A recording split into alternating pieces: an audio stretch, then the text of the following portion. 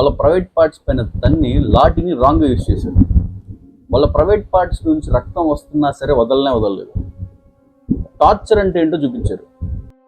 Welcome to Srikanth world. నేను మీ Srikanth Jagannatham. How many lockup deaths in India per year అని జనరల్గా గూగుల్ని అడిగితే ఇండియాలో సంవత్సరానికి పోలీస్ కస్టోడియల్ డెత్స్ యావరేజ్గా 140 to 170 మెంబర్స్ చనిపోతున్నారని డేటా చెప్తుంది. అంటే లాకప్ డెత్స్కి శిక్ష పడిన కేసులు ఎన్ని ఉన్నాయో మీరే ఊహించుకోండి. మొన్న రీసెంట్గా మదురై సెషన్స్ కోర్టు 9 మంది పోలీస్ ఆఫీసర్లకు ఉరిశిక్ష విధించారు. వాళ్ళు చేసిన పాశవిక దాడి, వాళ్ళు చేసిన దారుణం అంతా ఇంత కాదు. జడ్జి గారు కేసు చదువుతున్నప్పుడు చాలా బాధతో కుంగిపోయారంట.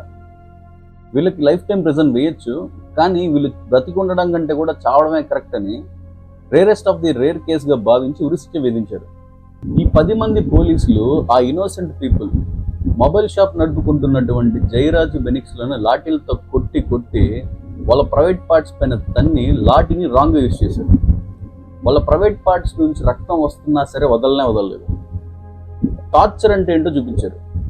దాంతో నెక్స్ట్ రోజు సాయంత్రం తల్లో నరాలు చిట్టిపోయి బ్లీడింగ్ అయ్యి తలనొప్పి తట్టుకోలేక కొడుకు బెనిక్స్ చనిపోయాడు. నెక్స్ట్ రోజు ఉదయం తండ్రి జయరాజు గుండె నొప్పి తట్టుకోలేక చనిపోయాడు. పోనీ ఈ తండ్రి కొడుకులు ఏమన్నా క్రిమినల్స్ అంటే కాదు. ప్రీవియస్గా ఏమన్నా క్రైమ్స్ ఏమైనా చేశారంటే లేదు. కేవలం గతంలో జరిగిన ఒక విషయంపై పోలీస్ ఆఫీసర్ ఈగో హర్ట్ అయ్యి వాంటెడ్గా పర్సనల్గా తీసుకుని కొట్టి రాక్షసానందం పొందారు. సింపుల్గా చెప్పాలి అంటే పోలీసు వాళ్ళు వాళ్ళకున్న అధికారాన్ని చాలా దారుణంగా మిస్యూజ్ చేశారు. దానికి జరిగిన నష్టం 2 అమాయకులైన వ్యక్తులు ప్రాణాలు కోల్పోవడం. అయితే ఈ 9 మంది పోలీసులకు ఉరిశిక్ష పడడానికి ముఖ్యమైన కారణం ఒకరున్నారు. ఆవిడ పేరు రేవతి. శాంతాన్కులం పోలీస్ స్టేషన్లో కానిస్టేబుల్గా పనిచేస్తుంది. సంఘటన జరిగిన రోజు, తండ్రి కొడుకులను లాకప్లో వేసి కొడుతున్న రోజు. సెల్లో 10 మంది పోలీసులు ఉన్నారు, రేవతి ఉంది, తోటి ఉద్యోగస్తులు కూడా ఉన్నారు. కానీ వాళ్ళందరూ మాకెందుకు వచ్చిన గొడవ అని స్కిప్ అయిపోయారు, జారుకున్నారు. రేవతి ఒకటే న్యాయం కోసం నిలబడింది. 10 మంది పోలీసులు చేస్తున్న అన్యాయానికి ఎదురు నిలిచింది. జరిగిన విషయం అంతా పిన్ టు పిన్. తండ్రి కొడుకుల్ని ఎలా కొట్టారు, వాళ్ళ బ్లడ్ స్టెయిన్స్ ఎక్కడెక్కడ పడి ఉందో అన్ని విషయాలు కూడా మెజిస్ట్రేట్కి వాంగ్మూలం ఇచ్చింది. దాంతో ఈ కేసు సిబిఐ టేక్ఓవర్ చేసింది. విచారణలో 10 మంది పోలీసులు తప్పు చేసినట్టు ప్రూవ్ అయింది. ఈ విచారణ కంప్లీట్ అయ్యి జస్టిస్ రావడానికి 6 సంవత్సరాల టైం పట్టింది.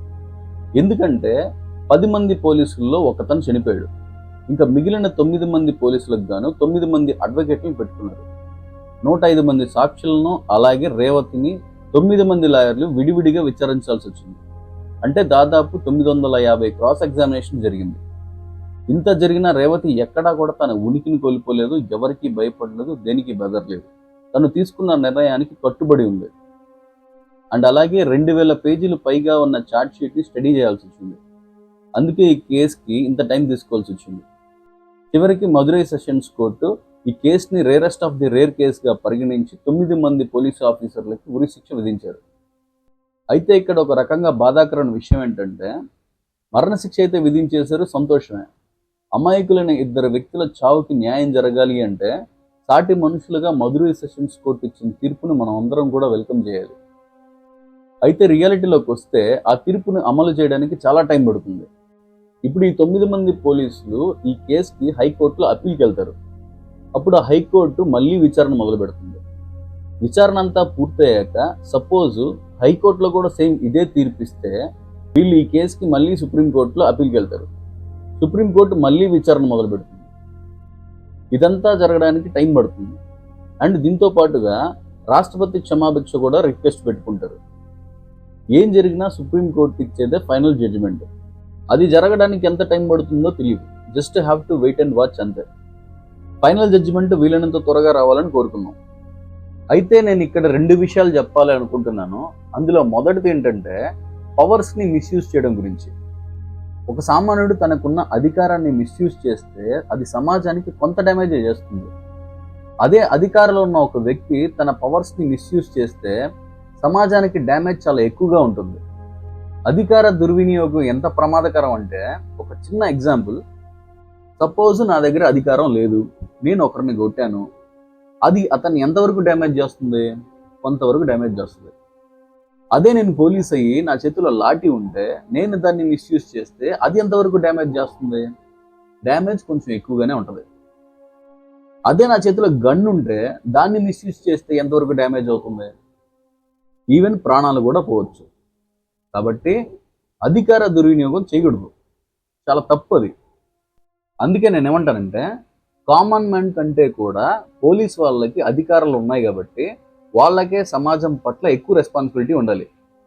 అధికారాన్ని పర్సనల్ గ్రడ్జెస్ కోసం ఉపయోగించకూడదు. అధికారాన్ని సరిగ్గా ఉపయోగించి సమాజ హితం కోసం పనిచేయాలి. నెక్స్ట్ నేను చెప్పాలి అనుకుంటున్న రెండో విషయం, ఇది నా లైఫ్లో జరిగింది. నా గురువు గారు నాకు చెప్పిన మాటలు ఇవి.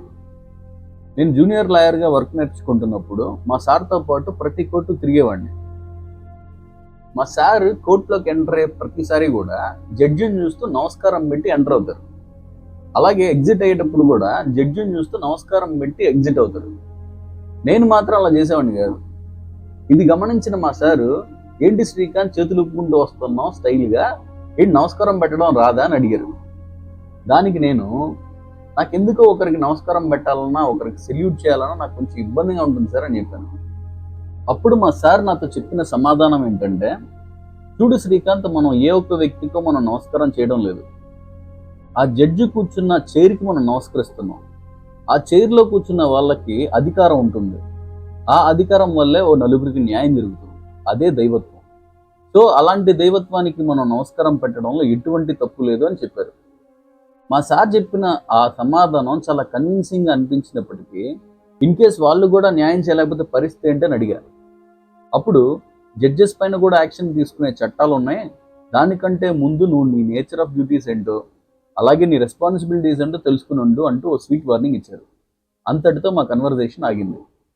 ఇందులో మనం తెలుసుకోవాల్సిన విషయం ఏంటంటే, నీ పై అధికారికి నువ్వు బానిసవు కాదు, అలాగే నీ కింది అధికారికి నువ్వు నియంతవి కాదు. ఎందుకంటే ఎవరు చేయాల్సిన పనులు వారికి కేటాయించబడి ఉంటాయి. అలా కాకుండా నీ జాబ్ రోల్ ఏంటో నీకు తెలియకుండా, నీ జాబ్ రెస్పాన్సిబిలిటీస్ ఏంటో నీకు తెలియకుండా, నీ నేచర్ ఆఫ్ డ్యూటీస్ ఏంటో నీకు తెలియకుండా నీ పై అధికారి చేయమన్నాడు కదా అని ప్రతి పని చేసుకుంటూ పోతే ఈ 9 మంది పోలీసులు ఇరుక్కున్నట్టే రేపు నువ్వు కూడా ఇరుక్కుంటావు.